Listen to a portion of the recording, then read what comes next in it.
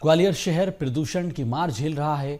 गांधी प्राणी उद्यान चिड़ियाघर नो प्लास्टिक जोन है, लेकिन यहाँ पर जो सैलानी आते हैं अपने साथ पानी की बोतल, प्लास्टिक पैकिंग, खाने पीने की जो अन्य सामग्री होती है उसको भी साथ ले आते हैं। अब उसकी वजह से जो इकोसिस्टम है पूरी तरह से प्रभावित हो रहा है।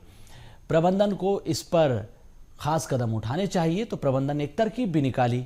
क्या है, इस रिपोर्ट के जरिए समझिए। जिसकी स्थापना 1922 में शाही परिवार माधवराज सिंधिया ने की थी।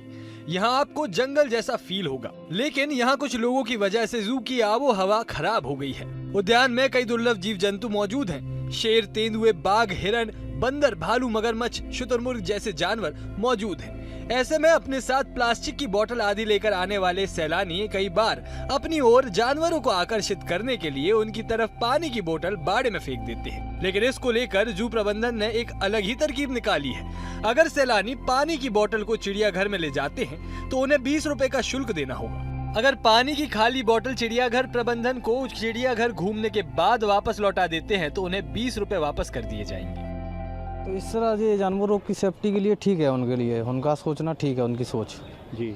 क्या प्लास्टिक से अगर किसी की जान बच रही है तो उनका ठीक कर रहा है, वो सेफ्टी के लिए कर रहा है वो। हाँ, कई लोग बोतल फेंकने से लापरवाही करते हैं तो उन्हें सही किया है वैसे मेरे हिसाब से। हाँ, जानवरों की सुरक्षा के लिए। इस वजह से चिड़ियाघर के इन जानवरों की जान को खतरा रहता है। इसलिए एहतियातन अब पानी की बोतल और अन्य प्लास्टिक सामग्री पर चिड़ियाघर प्रबंधन शुल्क वसूल रहा है।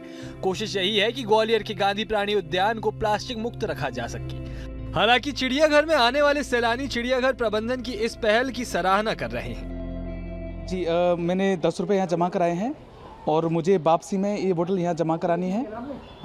अगर मैंने ये जमा नहीं कराई और उधर फेंक दिया तो 100 रुपये जुर्माना भी लगेगा। तो ये काफ़ी अच्छा है, जिससे क्या है चिड़ियाघर में किसी तरह का कोई कचरा या प्लास्टिक वगैरह ना हो और जीव जंतु तो सुरक्षित रहेंगे ही और हमारा आसपास का जो पर्यावरण है वो भी सुरक्षित रहेगा। ये काफ़ी अच्छी पहल है। बेसिकली जो चिड़ियाघर में हम लोगों ने 5 साल पहले ही पॉलीथीन पे बैन लगा दिया था। स्ट्रिक्टली बैन लगा हुआ है पॉलीथीन पे जो है। और पानी की बोतल का एक बहुत बड़ा इशू था कि हर एनक्लोजर में देखते थे पहले तो उसमें पानी की बोतल पड़ी रहती थी। अब किसी भी आदमी को पानी ले जाने से अपन नहीं रोक सकते हैं, क्योंकि वो उसका राइट है कि वो पानी लेके जाएगा। उसके लिए हमने एक नया स्कीम अभी लागू किया है, जो है पिछले 2 महीने से चल रहा है। उसमें जो भी आदमी आएंगे, हमारे विजिटर्स आते हैं, वो पानी की बोतल हमारे काउंटर पर जमा कराएंगे। उस पर हमारे जो एम्प्लॉय बैठा है वो उस पर इनिशियल साइन करेगा या उसको कूपन देगा और 20 रुपये हम उसके जमा करा लेते हैं। जो है जब विजिटर घूमने के बाद वो खाली बोतल हमको वापस करेगा जो है, तो हम उसकी 20 रुपये रिटर्न कर देंगे। इन केस वो बोलता है कि नहीं मैं बोतल गिर गई, फेंक गई, तो वो 20 रुपये उसके जब्त हो जाएंगे। प्लास्टिक की बोतलें और अन्य सामग्री चिड़ियाघर के जानवरों के लिए खतरनाक होती है।